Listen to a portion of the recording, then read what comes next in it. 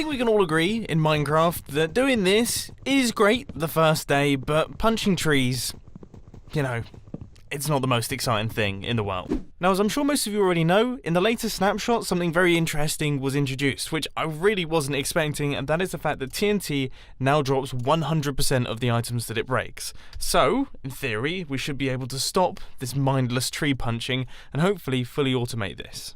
Now, I think it's safe to say that we did a pretty decent job on the concrete converter machine that I created in the previous redstone video, so hopefully we can take forward some of the techniques that we used here and actually convert them for use in a tree farm. I could do this all day long, by the way. I mean, this is probably one of my favourite things to do at the minute. So, naturally, the first thing that we need to do is we need to actually make some form of tree farm, which, I mean, shouldn't be too difficult because I've made tons of these in my time. Alright, so here is our little outline of pistons. That there is where the tree grows. These blocks right here are the pushers and the crushers of leaves and everything like that.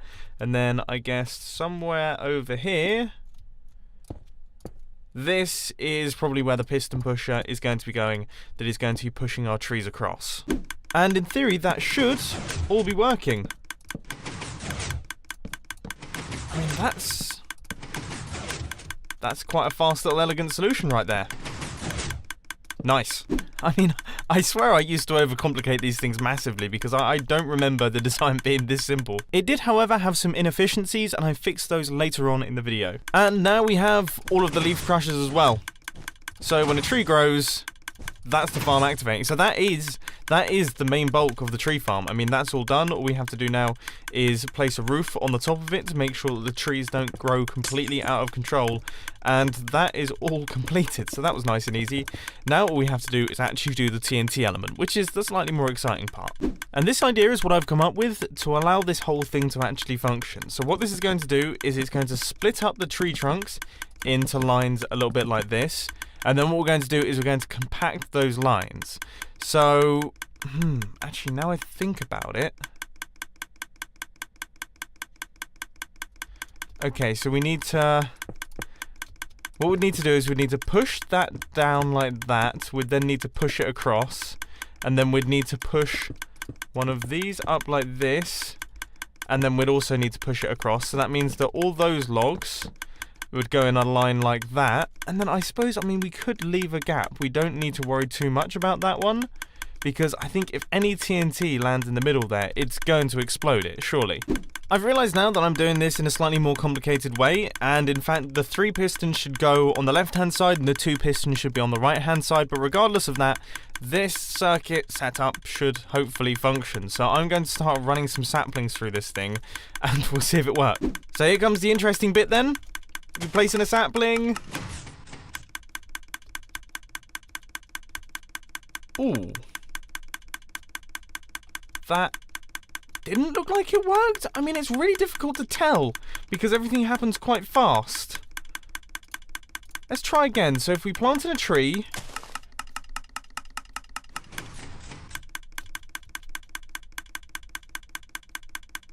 I mean, I didn't see anything fire then. I don't know about you guys, but that...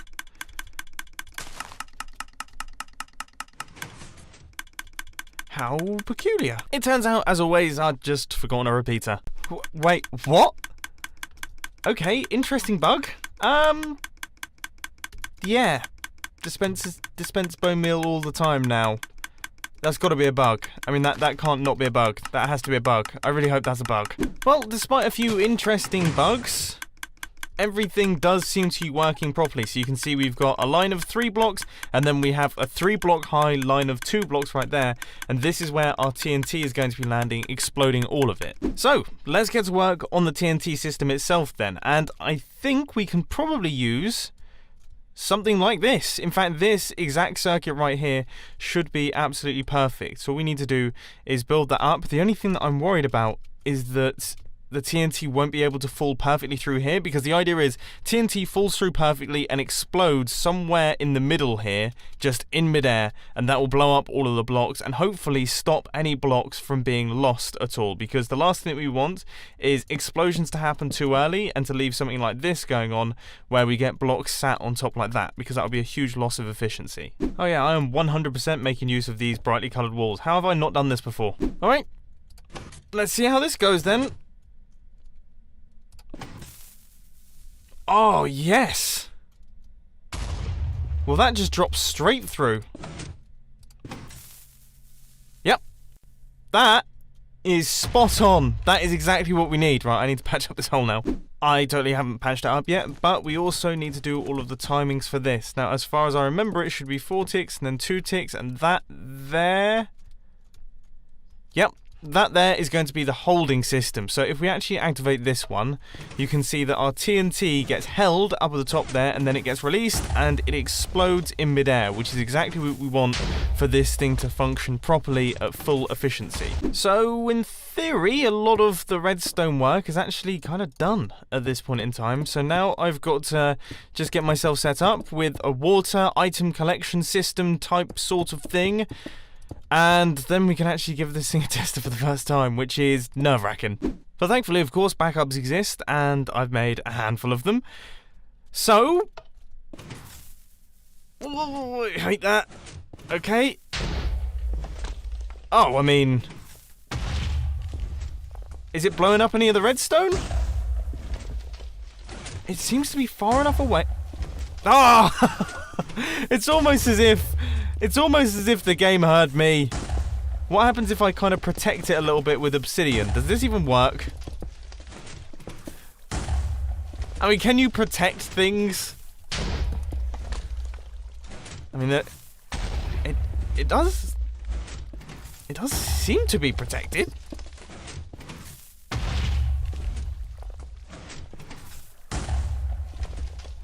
I mean, it makes sense that the explosion then wouldn't be able to get through the obsidian.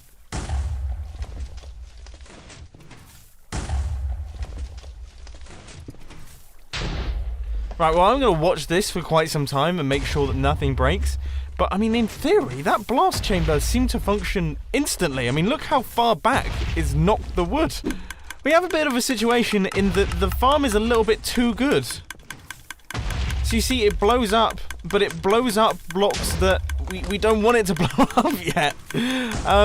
So yeah, we actually need to move this system a little bit further away. Once I'd fixed up that problem, I thought it would be a good idea to get a third-person perspective of me using the farm, and that's when I realised something.